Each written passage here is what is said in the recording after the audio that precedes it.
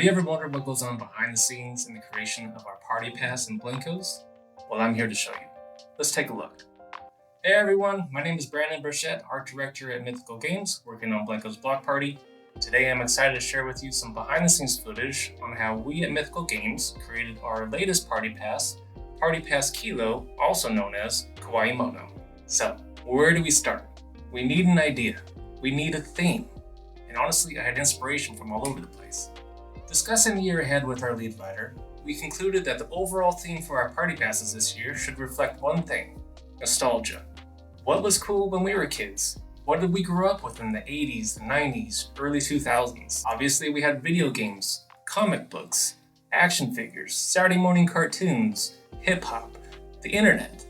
But for this specific pass, much of the inspiration came directly from our players. From all the members in Discord sharing all the funny cat gifs, so many cat gifs, and shout out to a specific player, Fireman, for all the amazingly accurate characters that he's been creating in build mode, to my son's sudden love for Nintendo Switch games, like Kirby and Mario Kart, and all his Minecraft and Pokemon plushies. And on top of that, I had this really cool AI jetpack in the backlog that I really wanted to use.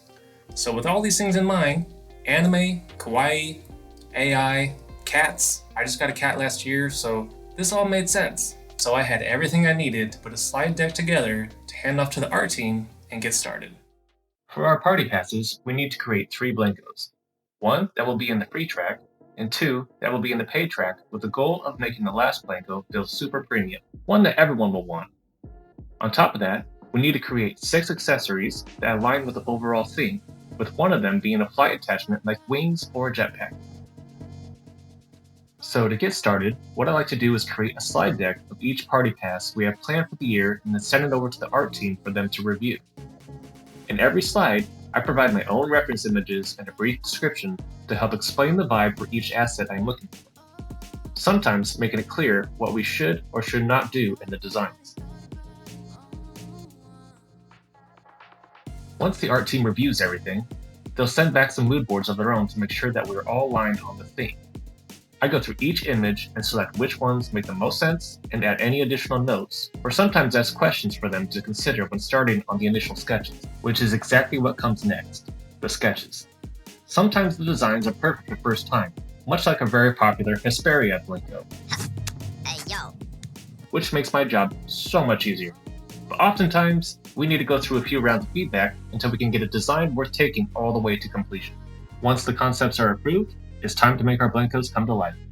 To create the Blanko textures, most of the time we keep it pretty old school by painting directly onto a texture sheet in Photoshop. We also have many external artists that are professional illustrators, so some may start in Adobe Illustrator first before importing it to Photoshop. For those unfamiliar with 3D, we created our own custom 3D viewer for our external artists to use. However, all of the Party Pass Blankos are created by using a powerful program called Substance Painter. Substance Painter allows our artists to paint directly onto the Blanko model in real time.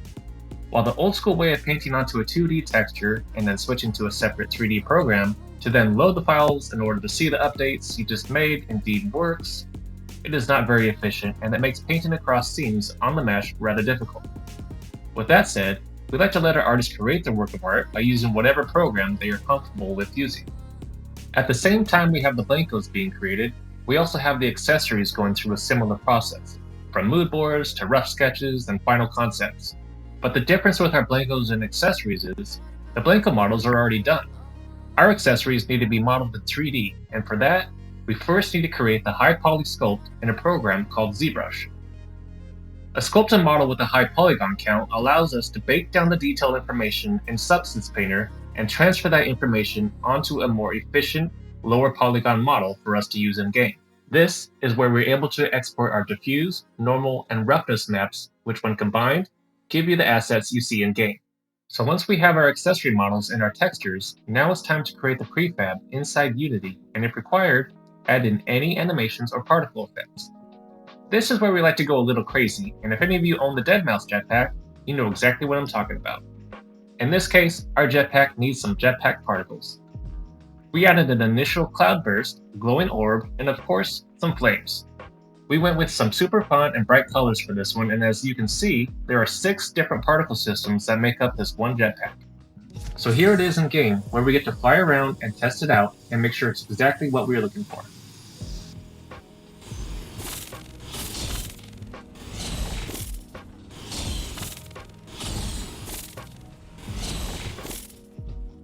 Depending on the design of the Blanko, we may decide to move away slightly from our vinyl toy aesthetic. In this case, we can make a Blanko be shiny, matte, look metallic, or make certain parts of the Blanko glow.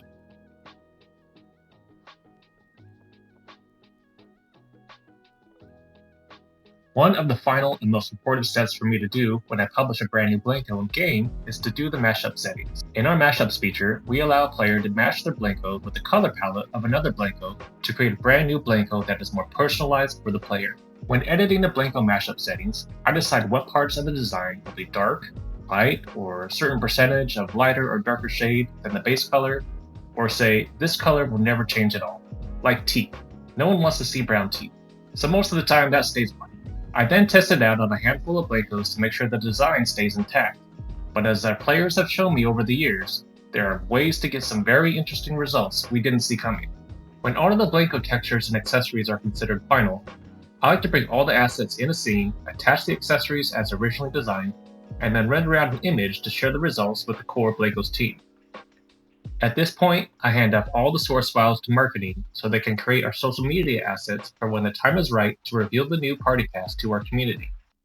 In addition to all the Blankos and accessories in our Party Pass, you will find custom emotes for you to unlock as you play. We try to stick with the overall theme of the Party Pass and search online for inspiration. We love to go down the rabbit hole and find the perfect GIF or image that we can send to our animator to create a version that would fit for Blankos. For this pass, we went with a cute, kid-like taunt movement, an anime-inspired pose with lots of attitude, and a say cheese, freeze-frame type of pose that will allow players a brief second to take a screenshot of all of them doing the pose in unison. And now we have something really special for everyone as our audio director, Mike McLafferty, shows us all how he created a brand new soundtrack going into our build mode for Season 2. Hey guys, I'm Mike, the audio director for Mythical Games. So I just wanted to show you the bit of behind the scenes of the music track that I did for Party Pass Kilo, which is the anime themed one.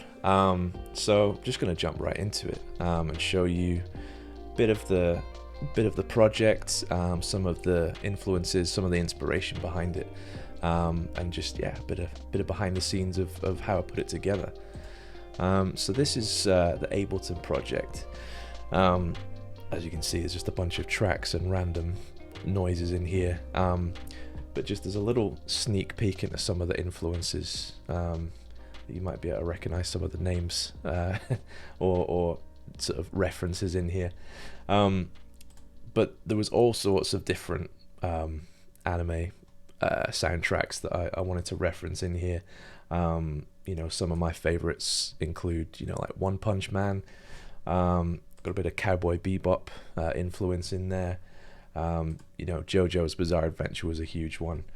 And just, anime music's got a really specific sound, really specific kind of chord sequence, and I tried to cram every single one into one track, which was a challenge.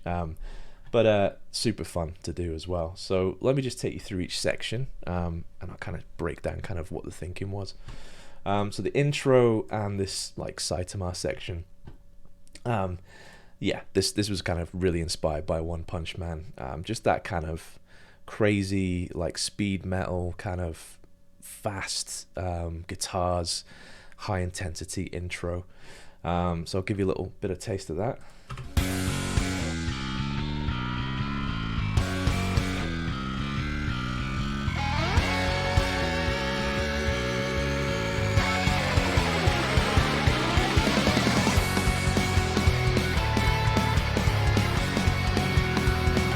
That's just super fun. Just gets you straight in, and if you're playing that as part of a block party, hopefully you'd be pretty stoked to hear it. So this section, what I'm calling the hook section, this reappears. So one of the things with game music, it's never laid out like this kind of nice timeline, version, it's broken into little chunks, which is kind of how I split these sections up. They're all rendered as little loops and chunks, and then they get put into the middleware, the audio engine, and kind of get randomly triggered. So if I play this first hook, there's one version of it, which is this one.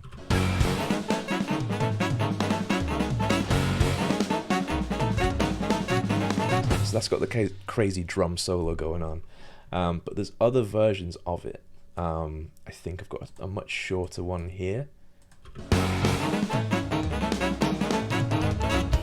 So there's a much shorter one there. I think that's another kind of little section, and then there's another one right at the end of the lo-fi section here.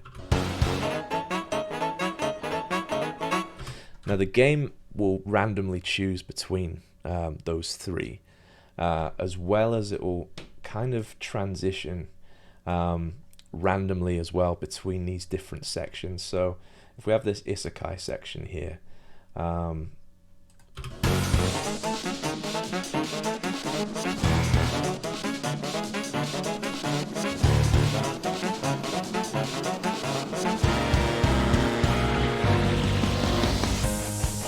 we've got this kind of punk version of this, this like, you know, super cheesy anime style track.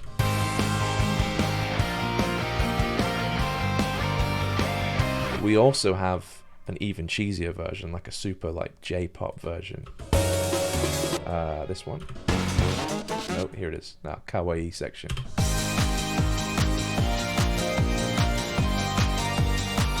So you may get the pop punk one, or you may get the kawaii version.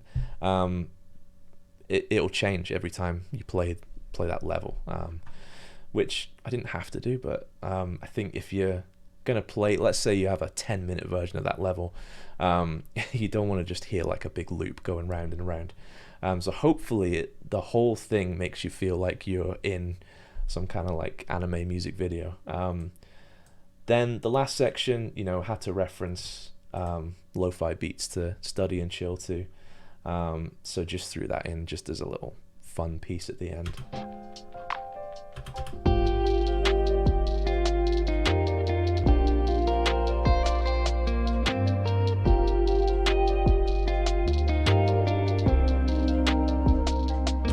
So yeah, go check out the whole thing's called Moshi Moshi, and that's going to be available as part of the new Party Pass Kilo. It's not called Kilo, it's called Kawaiimono or something. But yeah, we just worked a kind of working title, so I've been calling it Kilo this whole time. But yeah, I hope that was interesting. I'll be doing a lot more kind of breakdowns and behind the scenes of things like this, some of the other music tracks, some of the older stuff, and gonna be building a new studio soon as well as part of the new Seattle office. So gonna be taking you behind the scenes of that. But yeah, stay tuned for more cool stuff, guys. Thanks very much.